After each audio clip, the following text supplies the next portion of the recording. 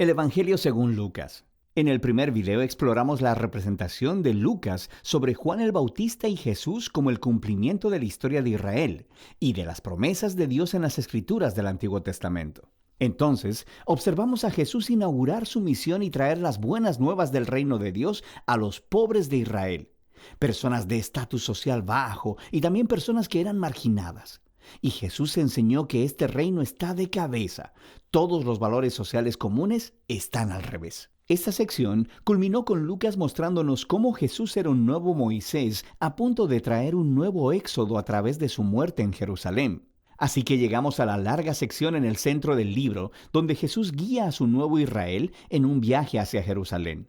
Esta parte del libro consiste principalmente en las enseñanzas y parábolas de Jesús dadas en el camino a varias personas con las que se encontraba, principalmente a su creciente grupo de discípulos. De esta manera, Lucas ilustra el seguir a Jesús como un viaje, como algo que haces donde aprendes mientras vas por el camino de la vida. De manera que, primero, Jesús invita a sus discípulos a esta misión mientras envía a un grupo de ellos a adelantarse anunciando el reino de Dios. Desde el principio, ser un discípulo significa participar en la misión del reino de Jesús apropiándote de ella.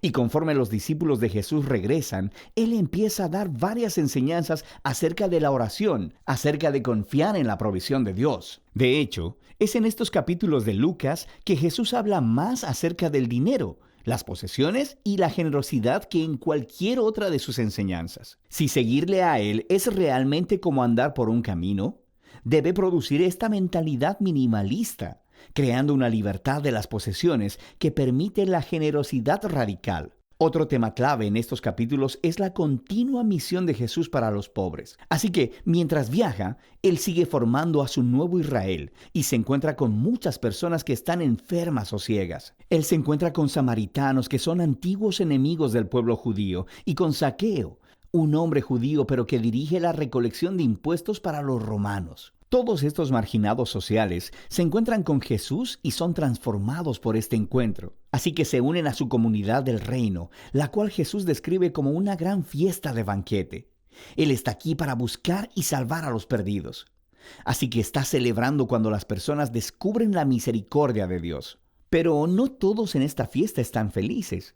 Lucas incluye múltiples historias de Jesús en banquetes con los líderes de Israel, y todas se convierten en acalorados debates donde Jesús confronta su orgullo e hipocresía. Y así, estos banquetes, en contraste, son capturados de la manera más memorable en la parábola del hijo pródigo. Un padre tiene dos hijos, y uno neciamente se va y desperdicia toda su herencia.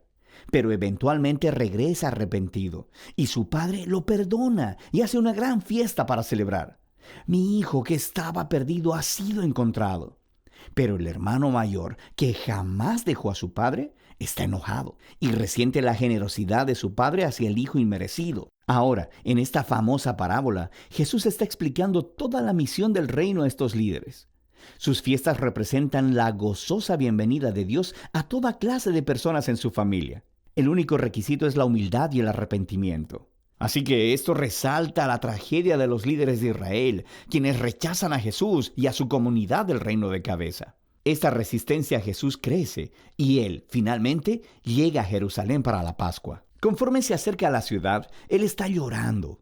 Sus discípulos lo están adorando como el rey mesiánico, pero los líderes de Israel lo están denunciando. Y Él sabe que su rechazo del reino de paz va a llevar a Israel a un camino de resistencia y rebelión contra el imperio romano. Eso llevará a la caída de la ciudad. Y es esta destrucción de Jerusalén la que Jesús representa simbólicamente al entrar al templo y expulsar a los vendedores de animales. Él pone un alto al sistema sacrificial y dice que esta casa de oración se ha convertido en una cueva de ladrones y será destruida. Por supuesto, este acto genera toda una serie de debates entre Jesús y los líderes de Israel, lo que lleva a la predicción de Jesús de que un día los ejércitos romanos rodearán la ciudad y la desolarán, y también al templo, todo dentro de una generación. Dicho esto, Jesús se aparta con sus discípulos para celebrar la cena de la Pascua. Es la cena simbólica anual sobre la liberación de Israel de la esclavitud a través de la muerte del Cordero. Así que Jesús convierte el pan y el vino de la cena en nuevos símbolos acerca de este nuevo éxodo. Su cuerpo partido, su sangre derramada, traerán liberación para el nuevo Israel de Jesús.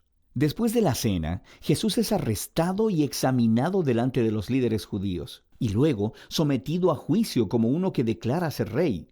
Y Lucas enfatiza la inocencia de Jesús. Pilato, el gobernador romano, dice que Jesús es inocente 3 veces antes de ceder.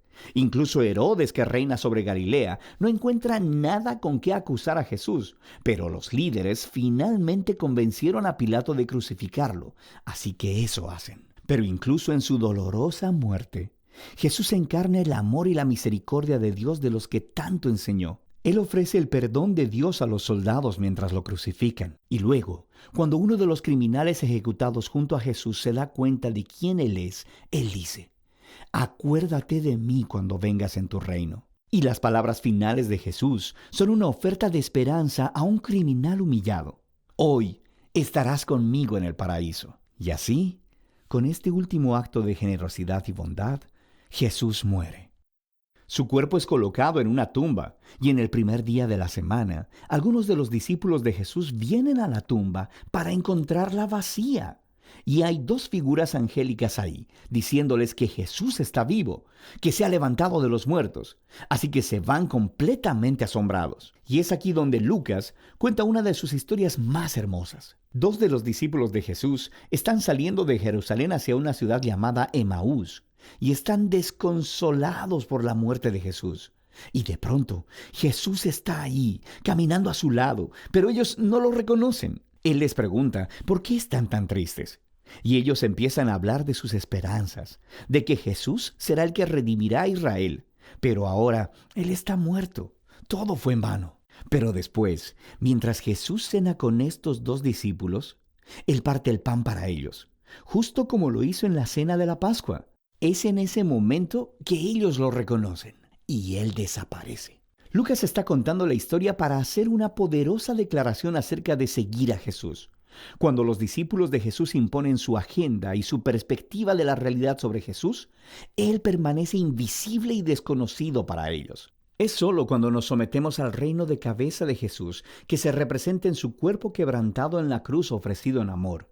Solo así podemos ver y conocer al verdadero Jesús. La escena final de este libro es otra cena.